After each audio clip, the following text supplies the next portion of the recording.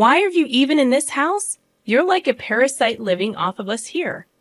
As soon as the words left my mouth, my mother-in-law wasted no time throwing my belongings out of the window. I protested her irrational actions, asking, "What did you say? Don't you dare talk back to me. Can you pick my stuff up, please?" I pleaded. In response, my mother-in-law put a knife to my throat, paralyzing me with fear. "Get out, or this won't just be a game anymore." "I understand. If that's the case, I'll leave immediately," I replied. She gave me a week to vacate the premises, and I showed respect, though I couldn't suppress a hidden amusement beneath my straight face. Little did she know that I was the one supporting this house. Despite the torment I endured living with my mother-in-law, the fear from earlier vanished. I thought, if you've got what it takes, then prove it. "I'll give you a week. I expect you to be out of here by then," she declared. "Thank you," I said, showing respect, though laughter lingered just beneath the surface. Hoping she didn't notice, I believed my departure would bring peace to our home. Little did she know, leaving her in the family home, I moved to a high-rise apartment. Eventually, she would learn the truth, but by then, it would be too late. I am Valerie Reynolds, applying my past work experience while working from home. It had been 5 years since I married Justin, expecting a peaceful and happy life. However, life took an unexpected turn when Justin had a construction site accident, resulting in the loss of most of the use of his dominant arm. Grateful that he survived, I found myself in the hospital room, tears streaming down my face. My mother-in-law arrived, seemingly oblivious to my presence, rushing to Justin's side. She suggested he stay with her, and I was taken aback by the proposal. When she noticed my surprise, she coldly questioned, "What's wrong? Do you have a problem with that?" "No, it's not that. It's just a bit sudden. With my son like this, I can't leave everything up to you," I retorted, irritated by her words. Justin, however, expressed his trust in me, saying, "Valerie has been working hard all this time. That's why I trust her going forward." My mother-in-law, displeased, made an inaudible noise, but she couldn't sway my determination. "Well, anyway, come to the house as soon as you're discharged from the hospital. Of course you're invited, Valerie. That goes without saying." I could predict what would happen if everything were left up to my mother-in-law. "By the way, Valerie, I'm leaving all the moving arrangements to you." "Everything." "That's a bit much," my husband chimed in. "It's too much for one person to handle alone. Mom, please help her out." I hoped he would insist more strongly, but it seemed my mother-in-law had no intention of helping and ignored my husband's words. "I have my own things to do, you know," she smirked at me, unnoticed by my husband. It felt ominous, and so began our life living with my mother-in-law.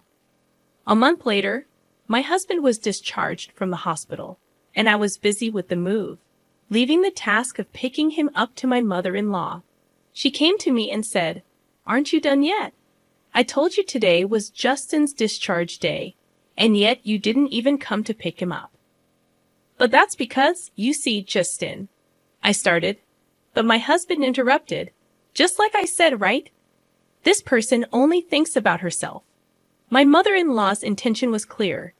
She was trying to make me look bad in front of my husband. I decided not to take her obvious bait. Looking at my husband, he had a warm and understanding look in his eyes. "Come on, Mom, stop this. It's unsightly. I'm doing this for your sake." Well, no one asked you to wait. The sight of my mother-in-law running after my husband was comically pathetic. When she noticed, she glared at me with an evil expression. Not that her glare meant anything to me. "Justin, you can just take it easy and relax at home from now on," I suggested. "That's impossible. My right hand might not work, but I don't want to be a burden on Valerie," he replied. "I can understand that, but you've just been discharged from the hospital. Still, I can be satisfied if I don't do something." Justin was adamant, and initially, I had hoped he would take some time to relax. But seeing his determination, I decided to respect his wishes. Doing everything at once might be too much. So how about starting with some light cleaning? It could be good for rehabilitation. That's a good idea. I don't know if this hand will ever fully recover, but it's better than doing nothing. But on one condition, don't overdo it. Got it? I wouldn't want to be scolded. It's scary to make you angry. Justin acted as if nothing was wrong, making it clear that he didn't want to make me worry. So, I resolved to work even harder for the both of us. However, I had forgotten about one person who would interfere. Valerie, wait a minute. What's the matter? Why is Justin cleaning? You must have forced him to do it, right? Your words are just a front, my mother-in-law accused. She judged things only by what she saw, oblivious to the underlying thoughts and emotions. Dealing with that was a challenge in itself. You're always just cooped up in your room playing around. Honestly, in such a situation with your husband seriously injured. Actually, I'm working. It's called remote work these days. I've had enough of that excuse. It's not an excuse, I replied. Just then, my mother-in-law grabbed a nearby trash can and threw it at me. Luckily, it didn't hit me directly, but the trash went everywhere. I lost the energy to explain things to her further. It was clear from the start that she had no intention of listening. This trash is disgusting. Clean it up yourself, she said. As I sighed and started picking it up, Justin approached me and asked, "Hey, what happened?" "Oh, this is just a small incident," I replied with a forced smile. But Justin seemed to have realized something. He usually appears calm, but sometimes he's surprisingly perceptive. "Did Mom do something?" Are you hiding something? Can you be honest with me?" Justin was looking at me with a serious expression. Seeing his face, I felt that I couldn't lie, so I told him what had happened. "Got it. I'll talk to Mom about this." "Oh, it's fine. You really. But it's not okay. I'll talk to her properly." "No, but that is." I was happy to get his help, but I was worried about what would come next. In the end, I would be the one blamed. I stared at the ceiling, deep in thought. Night came, and I thought Valerie was just playing around. That's not true. Valerie has been working hard, even doing my share. Then why were you cleaning? I offered to do it. I can't just sit around doing nothing at home. But you just got out of the hospital. I know my own body best. Justin's stern words silenced his mother. She might not have expected her son to speak to her like that. But if she really does think that she's above such things, she's just arrogant. I hoped that this would calm her down a bit. That day, Justin went out for rehabilitation, leaving me alone with my mother-in-law. As I was working in my room as usual, she showed up. "Can we talk?" "Sorry, can you wait just a bit, about 15 more minutes?" "No, I can't wait right now." "All right, I'm coming." I hurried along and went to the living room where an unknown woman was waiting for us. "Excuse me, who is this?" "Have a seat first. We'll talk after that." I had no choice but to follow my mother-in-law, but I couldn't grasp the situation. As I was trying to figure it out, the woman started speaking. "So this is the one you were talking about, the wife who just plays around without working?" "Yes, it's true." My mother-in-law was laughing eerily. "So you realize that you're an unnecessary presence in this house." "What are you talking about?" Looking around, I saw them sighing. I didn't understand. Suddenly confronted by a stranger and put down as the target of blame. If I could, I would have left that place in an instant. "Don't you understand? Unnecessary people are not needed here." "What do you mean?" Everyone answers that way. More perplexing questions followed. They kept insisting on how incompetent I was. Enduring such accusations could mentally exhaust anyone. Isn't it time you realized your place? Shouldn't I be asking you how dare a daughter-in-law toy her mother-in-law, spending time on such unproductive things? Isn't it a waste of time? What the nerve of a daughter-in-law, really now? I felt like I was reaching my limit. I didn't know what my mother-in-law would do if she got angrier. That's when I came up with an idea. "Oh, isn't it about time that Justin comes back from rehab? Is it that time already?" Just then, the unknown woman left quickly. I'll come again soon. Okay, I'll be waiting for you. Let's talk again. My mother-in-law and her friend were fooled. In reality, Justin wouldn't be home for another hour. It was just getting good. Speaking of which, who was that woman? I finally asked a question that had been on my mind. That's Susan, a close friend of mine. She wanted to meet you after hearing about you. It wasn't hard to guess how my mother-in-law had introduced me. Probably as a useless wife who does nothing but play around. I pitied my mother-in-law for doing nothing else but that. So that's the case. Well, Justin will be back a bit later. I'm going back to work now. As I was about to return to my room, she said, "Wait, what do you mean?" Just as I said, he's not coming back yet. You lied. You didn't realize. Why do you act like this? I decided to use this opportunity to speak my mind. Any further interference from my mother-in-law would just be a nuisance. Actually, you were the one who started things, right? You called your friend because you can't do anything alone. That's not true. I can handle you fine by myself. Then why don't you try to see if you really can? I deliberately provoked my mother-in-law, thinking this would prompt her to take some action, and as expected, she reacted. If you want to apologize, now is the time. I have no such intention. At that, my mother-in-law exploded in anger, grabbing a nearby vase and throwing it at me, similar to how she had previously thrown the trash can. I had anticipated it and easily dodged, even showing a provocative smile. "Hello, I'm home." Just then, Justin came back. My mother-in-law was visibly shaken. "Why are you home already? It's not time yet." "Oh, sorry, I lied earlier. I was actually on my way back." "Why would you do that?" "Isn't it obvious?" I said, pointing to the shattered vase. I couldn't help but find the situation amusing. Hey, what's this? What happened?" "Your mom threw it at me." "What do you mean?" "You know, a lady just came over claiming to be your mom's friend." I told Justin everything that happened. He showed a mix of being surprised and angry. "Is that true, Mom?" Well. So it's true then. Why would you do that?" "I didn't mean to." Watching my mother-in-law being scolded, I felt a sense of retribution for all the hardships I had endured. "Well, I have something to do, so okay, wait." I ignored my mother-in-law's words and returned to my room, thinking this would end her bullying. I truly believed it. After that, calm days continued for a while. But having stayed up all night, I dozed off past noon. "Sorry to wake you, but can you come here for a moment?" "Okay, sure." Justin seemed unusually serious. My mother-in-law was there in the living room. "What's going on?" "Look at this."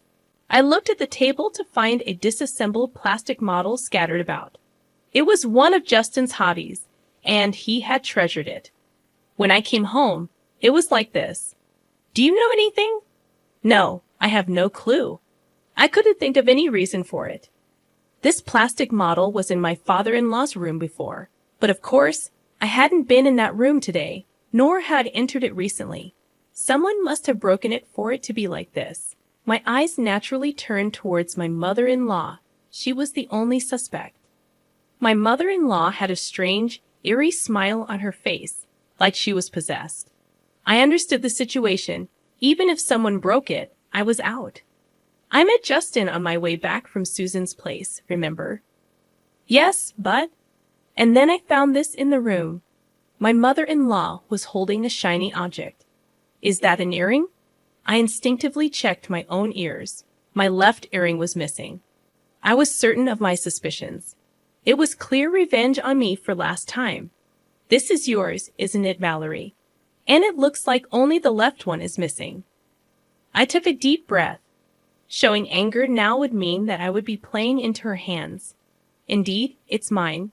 But isn't it premature to conclude that I broke it? Making excuses is so unbecoming. We have evidence. Still, anyway, it's broken. Wait a minute. Justin left the room. At that moment, my mother-in-law's gaze was fixed on me. The situation made me feel like Justin saw me as a criminal, and I just stood there stunned. "It's a shame. This would have been the end of you if you did it. You set a trap, didn't you?" You'll find no evidence anywhere. If only you had followed my advice, this wouldn't have happened. If I explain things to him properly, he'll understand, will he? Her words became reality. No matter how much I insisted to Justin that it wasn't my fault, he wouldn't take me seriously. Wait, I haven't done anything wrong. Maybe. I get it. He immediately averted his gaze. Laughter echoed from behind us. See? I told you so. What does that matter? It's sad that you don't want to admit defeat. After that, I immersed myself in work. It was almost like escaping from reality. Conversations with Justin became less frequent, and about 2 weeks went by. During this time, my mother-in-law seemed quite pleased with herself. You seem down lately. Is there something troubling you? There's no need for you to worry. Please stop. It's too late for that. Acting tough is useless. On this day, my mother-in-law was in an especially good mood. My feeling of foreboding came true, eventually becoming reality. It happened while I was cleaning the room. Why are you even in this house? You're like a parasite living off of us here. What's gotten into you all of a sudden? You always talk back, such a noisy daughter-in-law. After saying that, she threw my belongings out of the window. What are you doing?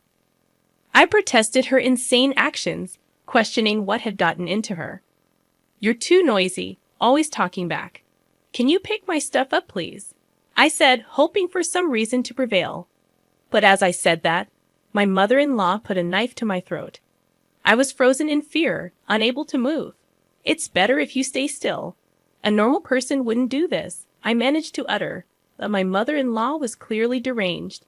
If you don't leave now, next time it won't be just a joke. I understand.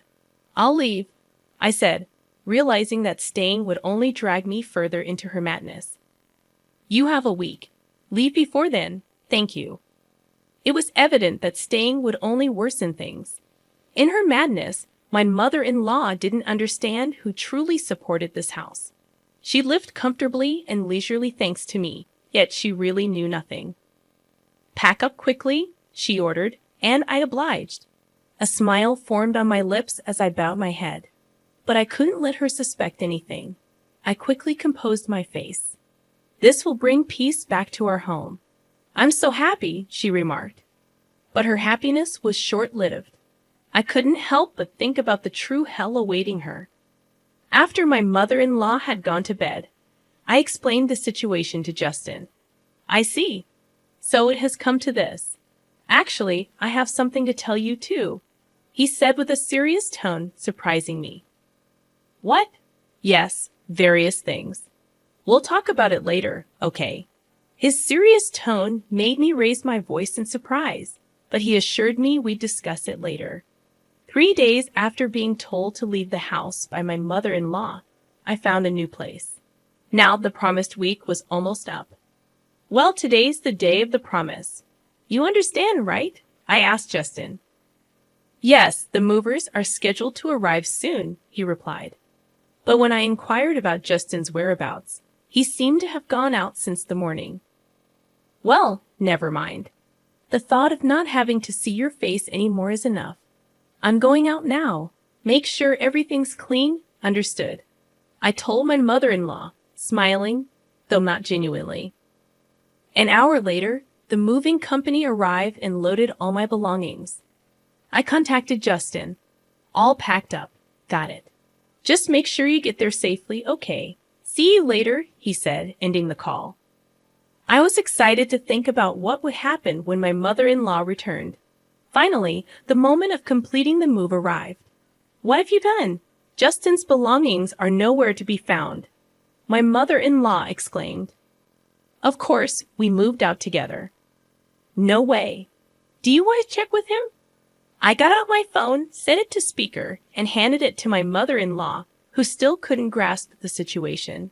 Justin confirmed the plan, leaving my mother-in-law bewildered. This was my plan all along, Mom, I admitted. Justin, what's happening? Tell me, she pleaded. Actually, about the model kit incident, we know that you did it, Justin declared, putting an end to her denials. There's no way Valerie would do such a thing, he added, defending me. Why do you think that? Because it was a gift from Valerie. She wouldn't break it on purpose, Justin reasoned. My mother-in-law was at a loss for words, realizing that she had been supported by the very person she had mistreated. Well then, you'll have to manage on your own from here on out, Justin concluded. But I don't work. If you two leave me, that's the choice you made, she said, coming to terms with the consequences of her actions. Mom, it's no longer our business. Well, it's time for each of us to do our best, Justin remarked, ending the conversation. We felt relieved. We had hoped for a good relationship at first but quickly gave up. Now my mother-in-law chose her own fate. But why did you keep it a secret about that? What about Mom? It's like they say, deceive your allies to deceive your enemy, Justin explained. You can't mean enemy, I said in disbelief. We looked at each other and burst out laughing. Finally, we could have a peaceful life together. About a month later, Justin expressed some doubts. You seem down lately. Is there something troubling you? There's no need for you to worry. Please stop. It's too late for that. Acting tough is useless, I assured him. On this day, my mother-in-law was in an especially good mood. My feeling of foreboding came true, eventually becoming reality.